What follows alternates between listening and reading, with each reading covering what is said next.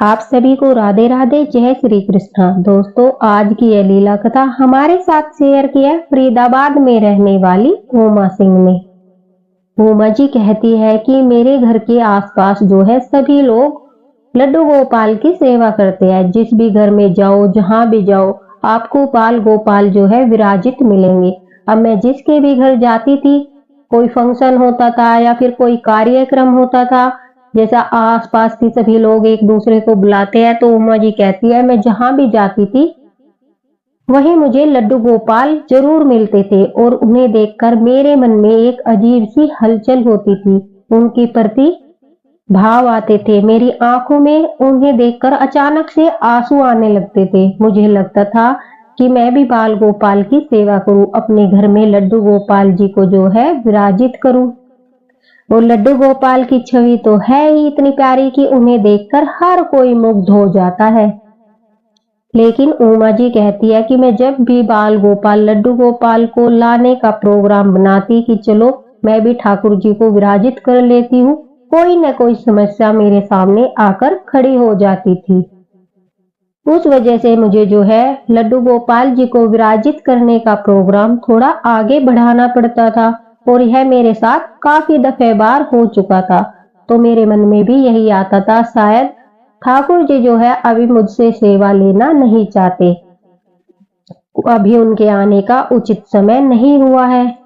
यह सोचकर मैं अपने मन को मना लेती थी। लेकिन जब भी मैं कहीं जाती और ठाकुर जी को देखती, लड्डू गोपाल को देखती, तो मुझे बड़ा दुख होता था कि मेरे घर में सेवा लेने क्यों नहीं आ रहे। कभी कभी तो मुझे लगता था क्या मैं इतनी पापी हूं कि ठाकुर जी मुझसे जो है सेवा लेना ही नहीं चाहते। यह सोचकर मैं काफी दुखी हो जाती थी।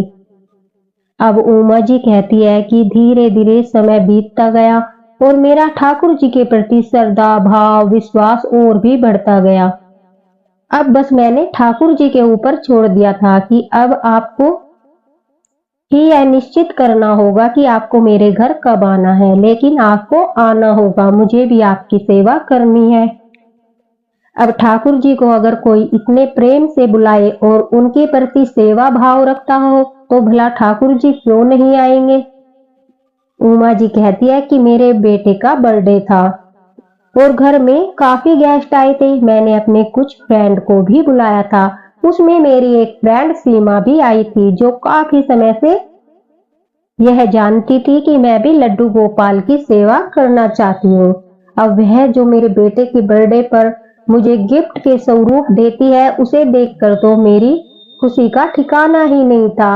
वह छोटे से 4 नंबर के बाल गोपाल लड्डू गोपाल जो है मुझे गिफ्ट स्वरूप देती है। अब लड्डू गोपाल को देखकर उमा जी कहती है कि मेरी आंखों से आंसू छलकने लगते हैं और मैं कहती हूँ आखिर आप आ ही गए, आप सेवा लेने आ ही गए, आपने मुझ पर अपनी कृपा कर ही दी। आज मेरे जीवन का सबसे मूल्यवान दिन था क्योंकि ठाकुर जी मेरे घर विराजे थे। बेटे के बर्थडे का काम होते ही जब सब मेहमान चले गए, सब फ्रेंड्स चले गए, उमा जी कहती है मैं लड्डू गोपाल बाल गोपाल के स्वागत की तैयारी करने लगी, उनकी प्राण प्रतिष्ठा के लिए तैयारी करने लगी, क्योंकि मुझे पता था कि लड्डू गोपाल की जो है प्राण प्रतिष्ठा की जाती है। अब उमा जी कहती है कि मैं उनकी प्राण प्रतिष्ठा के लिए सारा प्रबंध कर लिया और खुशी खुशी से दौड़ दौड़ कर सारा जो है कामकाज निपटा लिया। अब सुबह होते ही मैंने सबसे पहले ठाकुर जी को जो है चावल में उनकी आंखों पर पट्टी बांधकर विश्राम करा दिया और उन्हें विश्राम कराने के बाद अब मैं उन्हें शाम को चावल से निकालकर जो है फूलों में विश्राम कराने वाली थी। लड्डू गोपाल को दोस्तों प्राण प्रतिष्ठा करने के लिए 3 दिन का प्रोसेस किया जाता है। पहले उन्हें चावल में या गेहूं में या फिर चीनी में विश्राम कराया जाता है, दूसरी बार उन्हें फूलों में विश्राम कराया जाता है और तीसरी बार उन्हें जो है फलों में विश्राम कराया जाता है। उसके बाद उन्हें चरणामृत से पंचामृत से स्नान कराकर जो है नई पोशाक पहनाकर उन्हें स्थापित किया जाता है। उसके बाद उन्हें भोग सेवा आरती सेवा दी जाती है।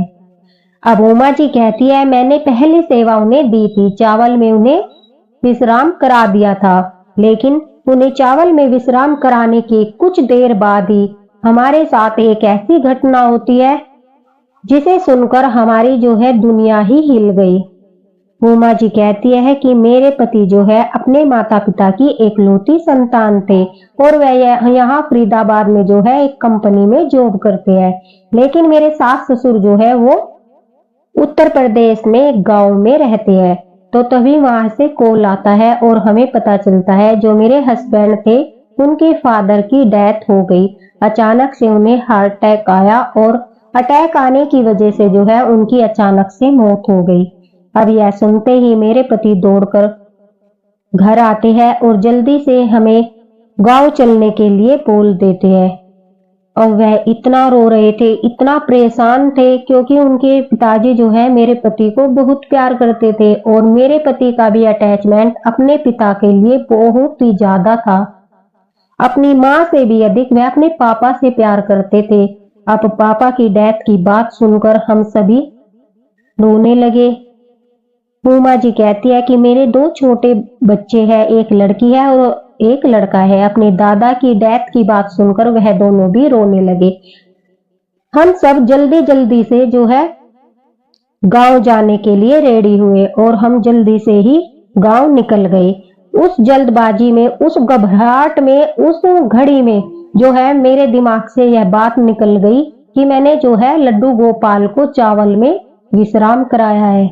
इस बात को भूलकर, क्योंकि दोस्तों वह समय ही ऐसा था, वह घड़ी ही ऐसी थी कि हड़बड़ाहट में इंसान काफी कुछ भूल जाता है। और उधर उनके घर में तो जो है रोवाराई मची थी। उनके पति रो रहे थे, बच्चे रो रहे थे, गांव से बार बार फोन आ रहा था। इस हड़बड़ाहट में जो है वह इस बात को भूल गई कि उन्होंने लड्डू गोपाल को जो है चावल में विश्राम कराया है।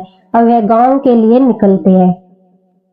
उमा जी कहती है कि कुछ दूर जाने के बाद उनके दिमाग में तुरंत से बाल गोपाल, लड्डू गोपाल का ध्यान आता है और वह परेशान हो जाती है। कहती है, अरे मैंने तो लड्डू गोपाल जी को जो है चावल में विश्राम करा रखा है। अब न जाने गांव में कितना समय लगेगा, कब तक हम वापस लौटेंगे।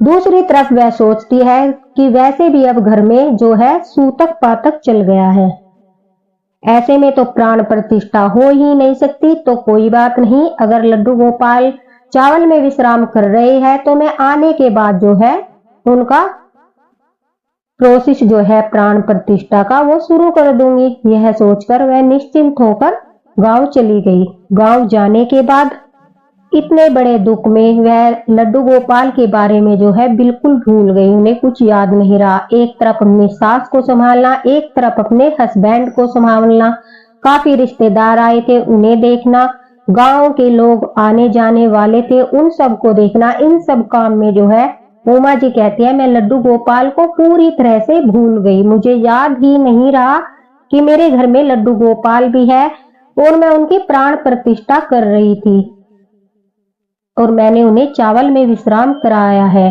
उनके मन में कोई भी बात जो है ध्यान नहीं रहती, वह सब कुछ भूल जाती है। उमा जी कहती है ऐसे ही जब तीसरा दिन हुआ और उनके ससुर जी के जो है अस्थियों का विसर्जन करने के लिए उनके पति गंगा जी में गए। उनके जाने के बाद कुछ देर के लिए वह आराम करने के लिए अपने रूम में चली गई। उनकी सास की भी काफी तबीयत खराब थी तो उन्हें भी आराम करने के लिए उनके रूम में जो है उमा जी ने लिटा दिया था। उमा जी कहती है कि तभी अचानक से मुझे एक ऐसा दिल दहलाने वाला सपना दिखाई देता है जिसे देखकर मैं हैरान हो गई। वह कहती है कि एक छोटा सा बच्चा जैसे हमारे घर में घूम रहा है। जो हमारा फरीदाबाद घर है उस घर में एक छोटा सा बच्चा जो है वो घूम रहा है और वह इधर उधर जो है खाने पीने की चीजें ढूंढ रहा है, काफी परेशान है। उसके पूरे शरीर पर पसीना ही पसीना है, घबराहट है और वह इस तरह बेचैन हो रहा है मानो उसे सांस लेने में भी प्रॉब्लम हो रही है। उमा जी कहती है कि मेरी झटपटाकर आंख खुलती है तो मुझे लगता है कि 3 दिन से मैं आराम नहीं कर पाई, इस वजह से वहम में मुझे ऐसे ही कोई सपना आ गया हो। उस समय भी मेरे मन में यह बात नहीं आती कि लड्डू गोपाल जी जो है वो चावल में विश्राम कर रहे हैं। उमा जी कहती है कि मुझे अजीब सी घबराहट होने लगी, मुझे बेचैनी होने लगी और सांस लेने में भी थोड़ी मुझे प्रॉब्लम हो रही थी। अब मैं जब भी आराम करती, आंखें बंद करती तो मुझे बार बार अपने फरीदाबाद वाले घर में जो है बच्चा घूमते हुए दिखाई देता है।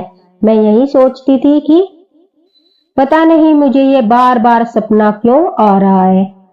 अब दोस्तों आप सोचोगे कि लड्डू गोपाल की तो उन्होंने प्राण प्रतिष्ठा की ही नहीं, फिर लड्डू गोपाल इस तरह से कैसे दिखाई दे सकते हैं, अभी तो वह एक मूर्ति ही है।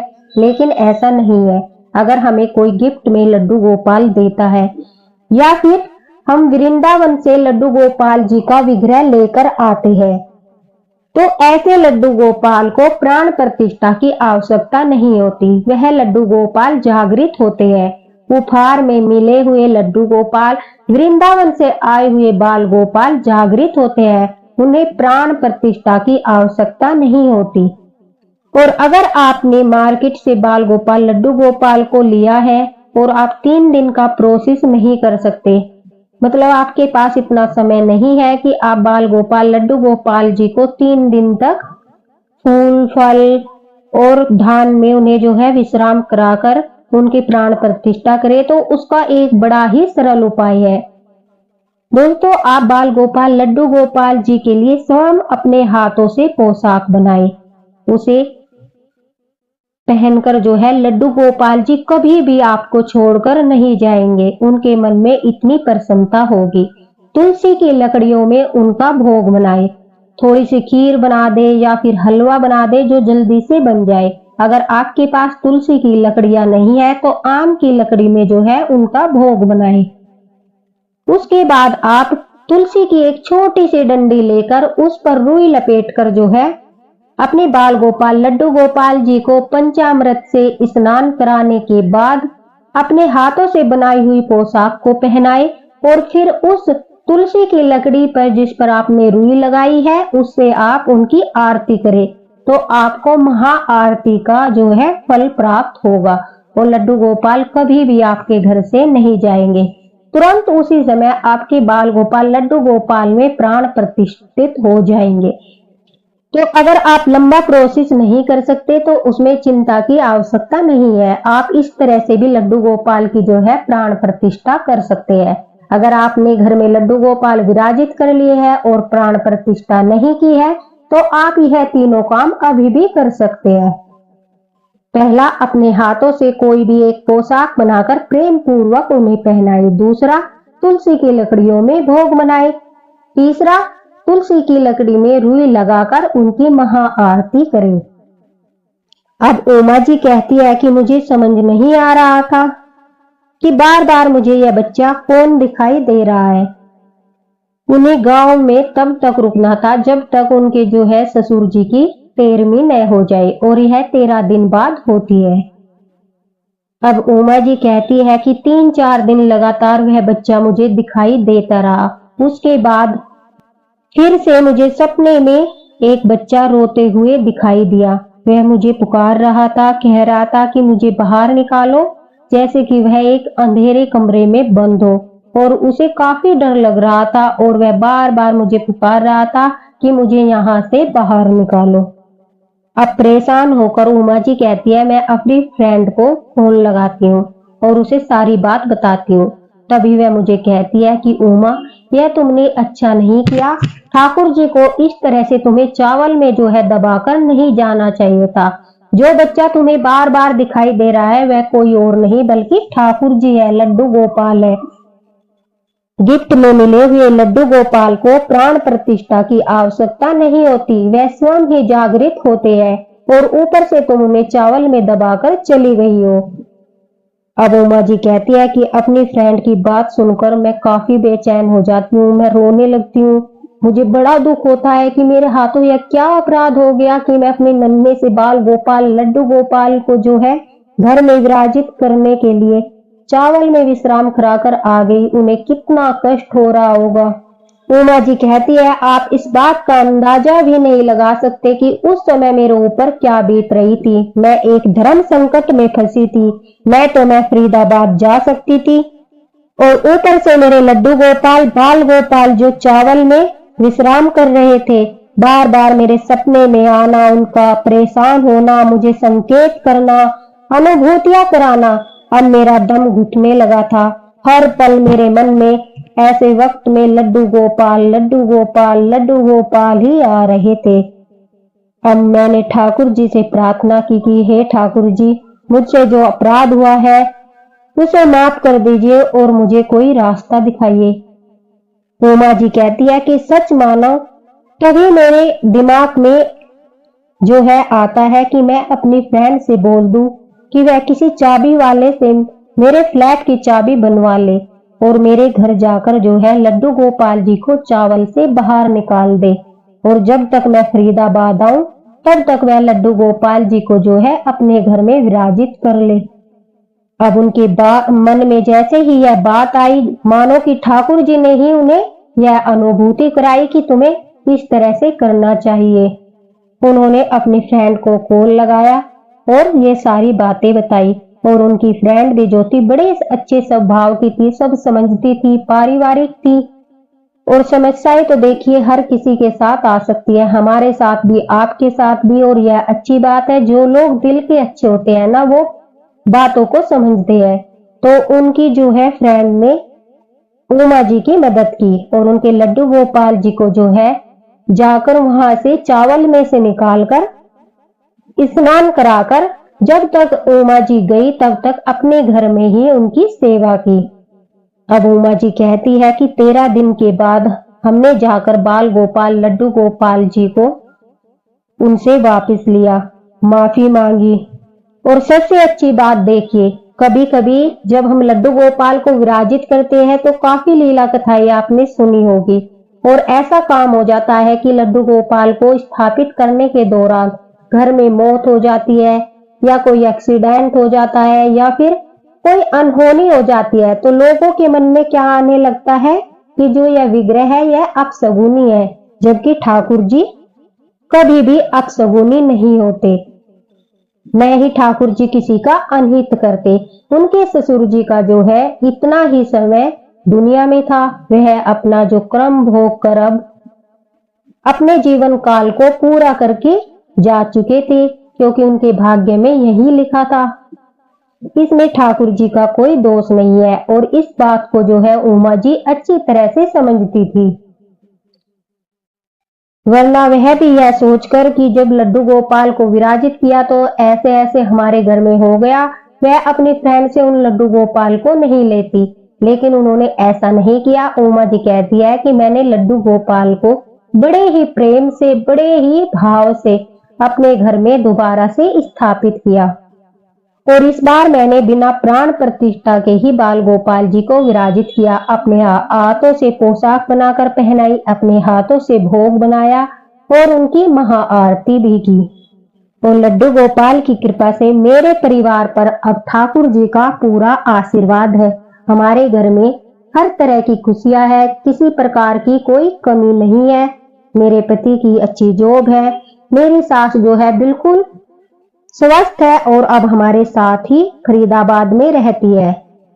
तो दोस्तों, आपको समझ आ गया होगा कि बाल गोपाल, लड्डू गोपाल जो है हमारे घर आते ही हमें अनुभूतियां कराने लगते हैं, हमारे दुख सुख में हमारे साथ होते हैं, हमें रास्ता दिखाते हैं, जिस तरह से उमा जी को दिखाया, हमें संकेत करते हैं, हमारे गुरु भी बनते हैं, हमारे पुत्र रूप में भी रहते हैं, हमारे सखा रूप में भी रहते हैं। हमारे बाल गोपाल के अनेक रूप है, और जो भी भक्त लड्डू गोपाल की सेवा करता है, इसी तरह लड्डू गोपाल की कृपा उन सभी पर बनी रहे, इसी आशा के साथ राधे राधे। अगर वीडियो पसंद आया हो तो एक लाइक अवश्य करना और वीडियो को शेयर भी करना।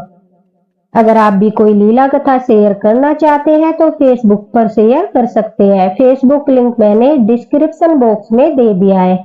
और दोस्तों, कभी भी लड्डू गोपाल को लेकर अपने मन में भ्रम पैदा नहीं करना चाहिए, क्योंकि उनके आने से सिर्फ घर में खुशियां आती है, ना कि दुख आते हैं। राधे राधे।